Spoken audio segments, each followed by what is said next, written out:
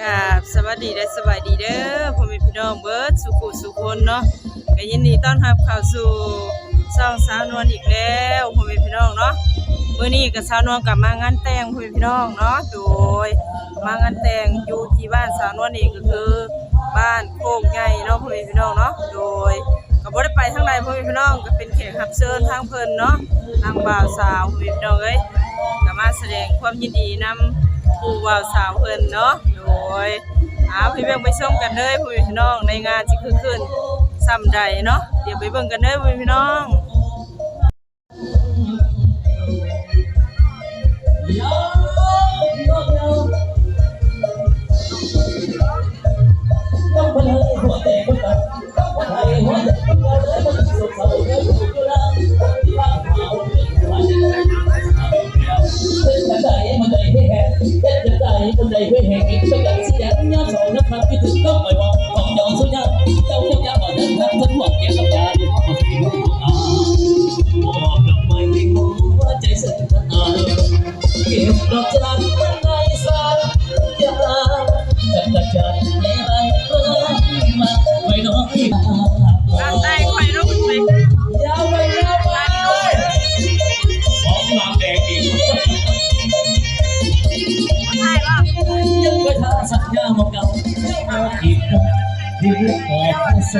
วันนี้เสียสนองขอโทษขออภัยเด้อพ่อแม่พี่น้องเนาะเพราะว่าตอนนี้สนองก็อยู่ในงานแต่งเนาะโดย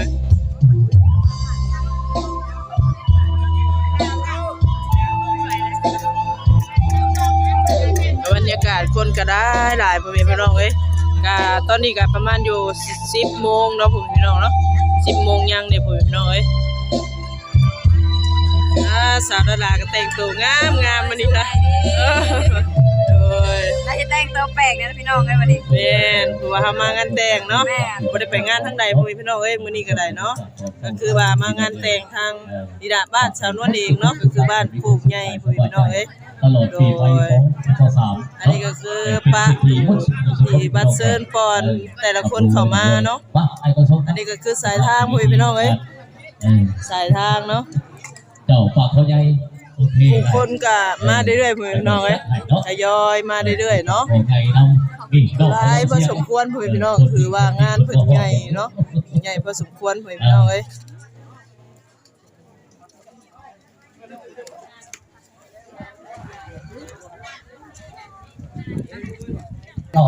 นี่ก็คืออาหารการกินพ่อแม่พี่น้องเอ้ยอาหารการกินในงานเนาะคือสิมีข้าวปุ้นหรือว่าลาบงัวหรือว่าหนังหมูแล้วก็ชิ้นงัวเนาะชิ้นลาบพวกลูกตาทางสองไทยเจ้าบ่าวเจ้าสาวขอบอกแล้วขอเรียนเชิญคนอื่นที่ไก่กับเพื่อนวิธีรับเพิ่มหมายบอกให้เราเนาะแต่เป็นสิบโมงละที่เราเข้าสิบโมงไปฝ่ายนะคือเจ้าบ่าวเจ้าสาวคนเวมน้องเอ้ยขอบอกเราขอเรียนเชิญเจ้าบ่าวเจ้าสาวคนเนาะผมหลอกไปถึงมาเปิดหลอกท่านในบ้านคนที่จะไปจากบ้านก็น้องทุกคนที่ตั้งผู้ทำทั้งที่ตั้งการทุกคนเลยก็แต่งของบ้านเราจะไปชมไปนอนรับจัดสลับแต่ทางอิสระมุสลิมทั้งแขกที่เกี่ยวกับทั้งเจ้าภาพจะได้รับเป็นสักทีที่น่ารักกันเลยพ่อแม่พี่น้องเอ้ยขณะนี้ก็สาวน้อยก็ได้กินเสร็จเรียบร้อยแล้วก็สิพาพี่พาน้องไปรอเบิ่งในงานแต่งเพิ่นเลยเนาะต่อไปจะเราจะจัดทั้งในบ้านเนาะในบ้านเพิ่นตรีจะมาประกบกันได้ตอนนี้ก็คนกินได้หลายร้อยหลายพอสมควรเนาะว่างานแต่งเพิ่นใหญ่พี่น้องเอ้ยจัดอย่างใหญ่เลยเนาะในบ้านเพิ่นสำหรับสิพาพี่พาน้องรอเบิ่งนํกันในงานเลยเนาะพี่น้องเอ้ยก็รอจดรอไปเด้อไอ้ดูขอคนชนะโต๊ะนะเชิญมาจากทางซีโร่รับตู้ถามแม่จะไม่มีมาอาโจ้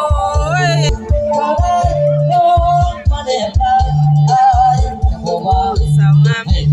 ก็ทางเด้อเฮ้ยบ่น้องแท้เด้อขยับไปแน่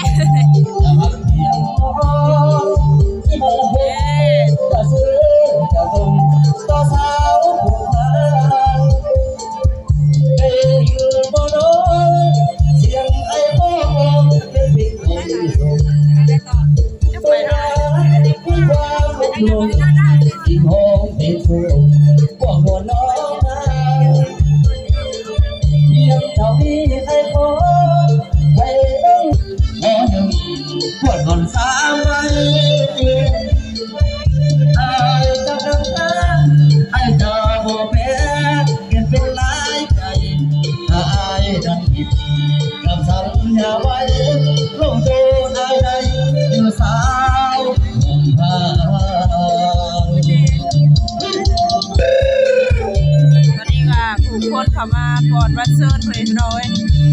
สาวฮับเซิร์นก็งามสวยเนาะ เป็นเพียงของ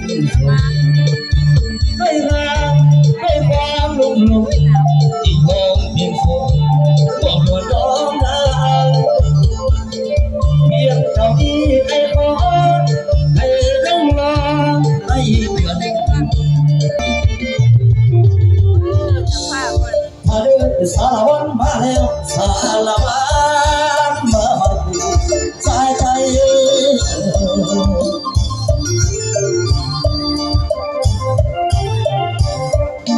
ละมอ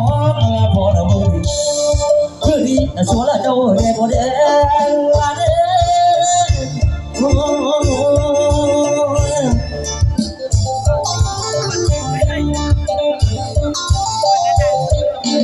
ทำแทนเจ้าคนนี้เด้อน้องทางคนเด้ก็เคยเห็นที่แท้สาวแล้วแกจะต้นเอาไปเถอะไม่แต่ละวันนั้นพี่เลยแล้วเด้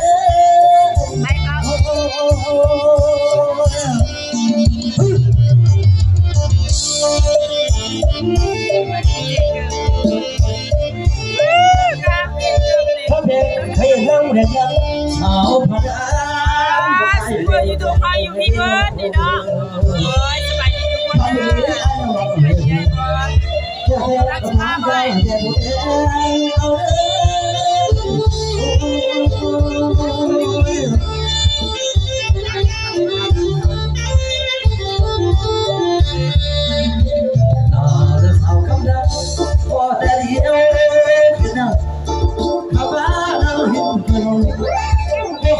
ยืนอาลิโม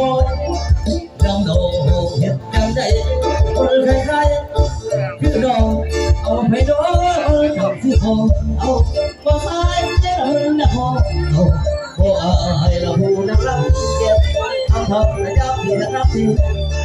ปีแก่สาวนั้นจะสวยจะเล่าให้ฟังสาวนั้นจะสวยตอนนี้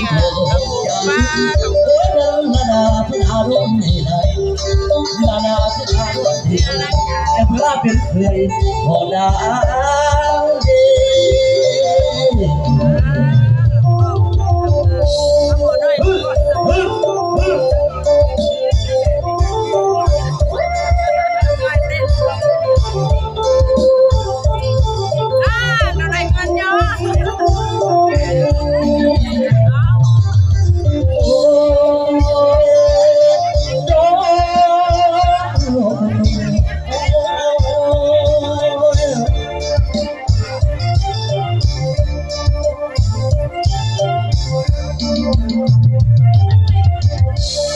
ข้าเด็กข้ามาโจกับพี่น้องข้ามาก้ากับพี่น้องอยากลงเอ๋พระเจ้าทำข้าเอ๋พวกที่เราจะทำจะพร้อมแก้มมา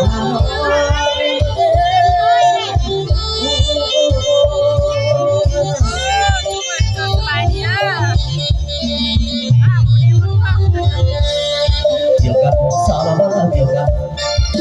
บสารวัตรเกี่ยวกันเลยแล้วขอเชิญพ่อต่อโอ้เอ๋นา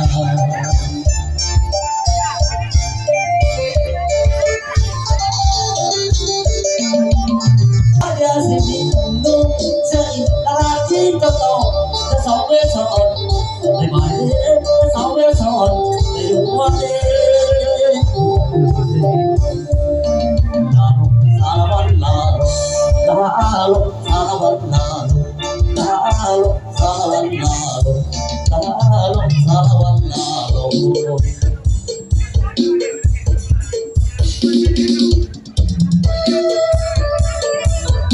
ปากขอได้ตาขอไม่ต้องตาพักขอมีเปิดห้องจ้ะลองเต้น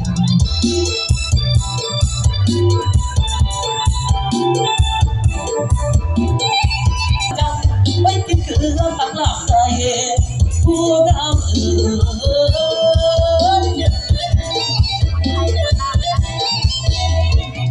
รวยปากขอใหญ่มาหดแล้วปากขอใหญ่มาหดแล้วจะย้อนถึงดอกหอมจะควักถึงดอกหอม